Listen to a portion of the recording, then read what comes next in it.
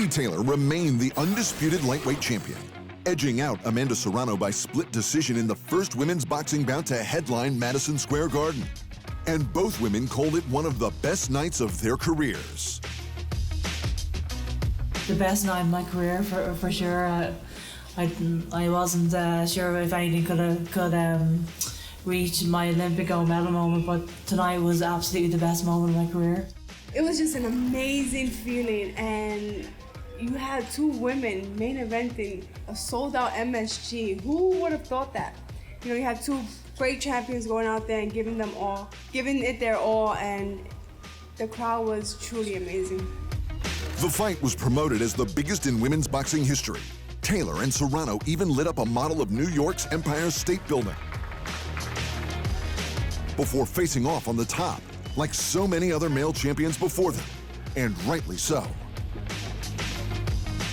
This bout between Taylor and Serrano was an Olympic gold medalist, two-weight world champion, and current undisputed women's lightweight champion in Taylor, versus the woman with world championships in 7 divisions, more than any other woman in history in Amanda Serrano.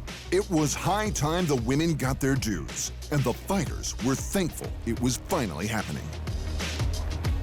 I mean, 13 years as a pro fighter, I've struggled, I've fought my way to this spot right now, and I want to go out there and just secure that victory. And you know, no matter what happens Saturday night, I think the real winners are the fans and women in general in the sport of women's boxing, because it's only going to grow from now on.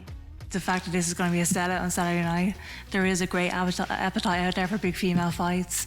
This is very, very special because it is the best versus the best. It's champion versus champion. And this is just a great boxing match. This isn't just the best female boxing match in the world right now, but probably the best fight you can see right now, male or female. And on Saturday night, we're going to put on an absolute showcase for the sport. The two warriors came in ready to rumble. And while the sold-out fight needed no more hype, their promoters Eddie Hearn and Jake Paul just couldn't resist an upsell. Paul had to play the bad guy again. And he even carved a path for a possible mega matchup of his own. What I do have to say for the Irish is I feel bad for y'all because this is the start of Katie Taylor's losing streak, just like Conor McGregor. This is the start of her losing streak, just like Conor McGregor. Hearn was much more on point as he explained just what this bout meant for boxing. Well, look, we're making history as the biggest female fight of all time, but better than that, forget women's boxing, men's boxing. This is one of the greatest fights of all time between two of the greatest to ever lace them up. As Paul had done before, he wanted to up the stakes quite significantly, at least for themselves, and Hearn was listening. I got a bet for you, Eddie. I'm not having a tattoo.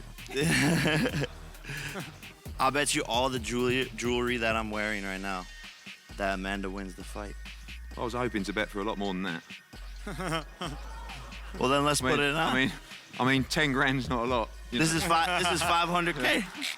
We'll talk. 500K. We can have a bet. Me and you can have a bet. I think we got head after with Ariel, right? Oh, I just proposed it. Really? I want to see those 500K.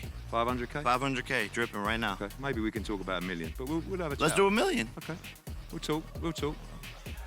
talk. I know about your bets. I know, something's falling over down there. I bet Amanda wins for $1 million. Okay, we'll get that together. We'll get it together. Don't worry. You're not shaking my hand. Don't worry. We'll get it together. Actually, we're the underdogs in the fight, apparently, with the bookmakers. Come on. We'll talk. I'll meet the odds makers' odds, too.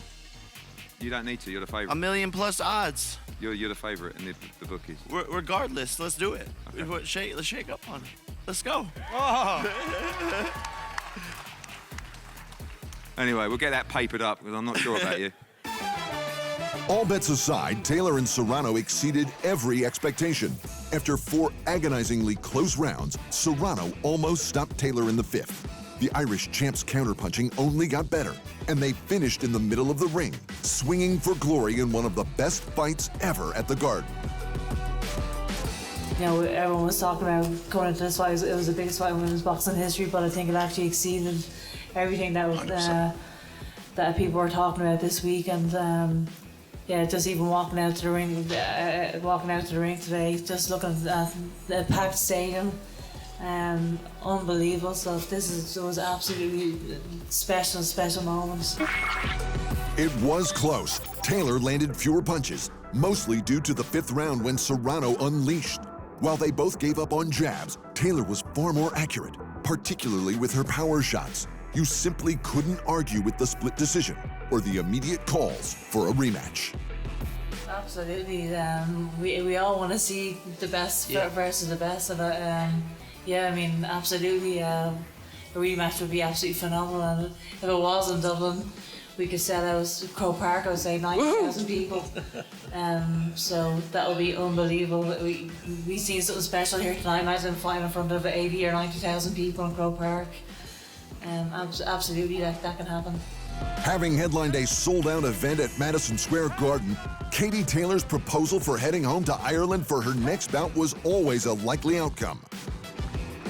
But facing Serrano in a rematch at Croke Park in front of 90,000 fans is now absolutely on the cards, so long as Serrano is on board. Yeah, obviously that's up to Amanda, but I think everyone wants to see a rematch, and you know, they came to New York City, so if there is a rematch, I think it makes sense as a team to go to Ireland.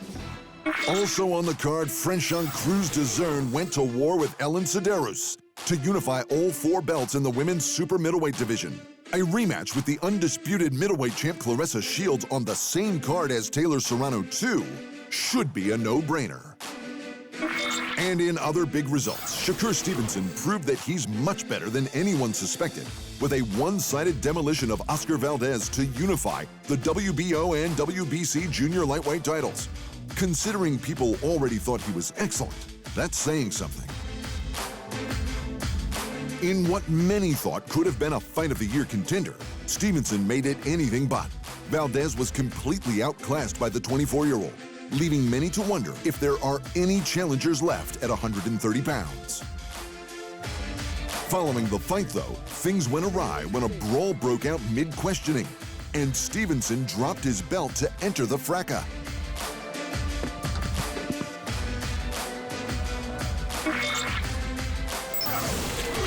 Two women reportedly attacked Stevenson's mother, which then started the melee, and he rushed out to protect her. They were separated from the pack and are now safe and well. Thanks for watching. And remember, if you want more fight sports in your life, just hit the subscribe button.